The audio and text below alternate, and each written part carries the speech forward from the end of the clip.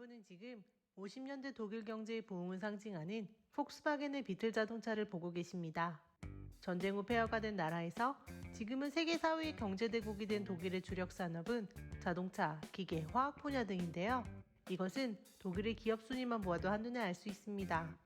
독일에서 가장 큰 매출을 올리는 기업은 폭스바겐, 아우디, 포르쉐 등의 프리미엄 자동차 브랜드를 가진 폭스바겐 그룹입니다. 그 뒤를 잇는 것 역시 우리에게는 너무도 유명한 벤츠의 다이물러사, 그리고 BMW 그룹입니다. 그 밖에도 지멘스, 보쉬, 바스프, 바이어 등 우리에게 친숙한 수많은 기업들이 독일 회사입니다. 스스로를 수출의 세계 챔피언이라고도 불렀던 독일. 이 나라에서 수출은 GDP의 거의 절반이나 차지할 정도로 매우 중요한데요. 그런데 그거 아시나요? 독일산을 뜻하는 메이드 인 저머니. 이게 한때는 싸구려 물건의 상징이었답니다. 19세기 중반, 최초의 세계 박람회 때만 해도 독일제 칼이나 과일 등은 저품질이었습니다. 이에 영국에서는 물건의 출신국가를 표기하는 법을 제정하는데요. 싸구려 독일산이니 주의하십시오 라는 의미로 말이죠. 그런데 산업혁명이 조금 늦게 시작된 독일산의 품질은 그 후 급상승하기 시작하여 독일제 시계, 악기, 장난감 등은 불티나게 팔렸고 점점 메이드 인 저머니는 고품질의 상징으로 변해간 거였습니다. 한편 독일 경제의 중심에는 우리가 잘 모르는 탄탄한 중소기업들이 있습니다. 이들은 대부분 비상장 회사로 가족 경영 체제가 많고 일반인들에게는 잘 알려지지 않았지만 자기 분야에 있어서는 세계 톱3 안에 드는 중소기업들인데요. 이들을 가리켜 히든 챔피언이라고 부릅니다. 자동차 부품에서부터 기계설비까지 현재 독일에는 이런 히든 챔피언이 1,500개가량 있다고 알려졌는데요. 지금 보시는 지도는 히든 챔피언이 많은 지역들을 보여줍니다.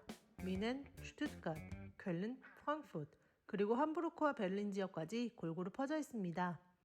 그런데 이 지도를 다시 자세히 보면 비어있는 곳이 보이는데요. 네, 이곳은 바로 독일 통일 전의 동독 지역입니다.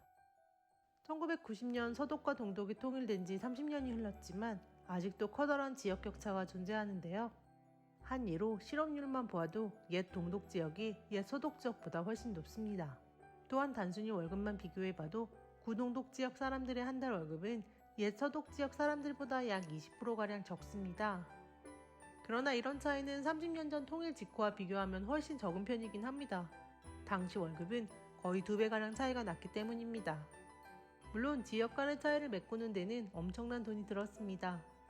실제로 독일인들은 1995년부터 연대세라고 불리는 세금을 냈는데요. 5.5%를 통일 비용으로 내야 했습니다. 그래서 결국 통일에 들어간 돈은 얼마일까요?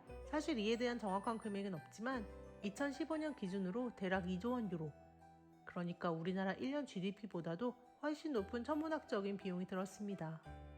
독일 통일의 비용, 우리에게 시사하는 바가 참 큰 부분입니다. 끝으로 보여드리는 이 지도는 국가별 억만장자의 숫자를 보여줍니다. 색이 진할수록 슈퍼리치가 많은 나라인데 독일은 미국, 중국 다음으로 세계에서 억만장자가 많은 나라입니다. 그리고 동시에 빈부격차가 큰 나라이기도 한데요. 특히나 다음의 그래프는 이걸 잘 보여줍니다. 여기서 보시다시피 독일에서 상위 10%에 속하는 사람들의 1인당 평균 순자산은 8억이 넘지만 그 밑으로 갈수록 순자산의 규모가 크게 떨어집니다. 참고로 독일 성인 인구의 14.5%는 아예 재산이 하나도 없거나 빚이 있다고 하는데요. 이는 우리가 모르는 선진국 독일의 어두운 모습입니다.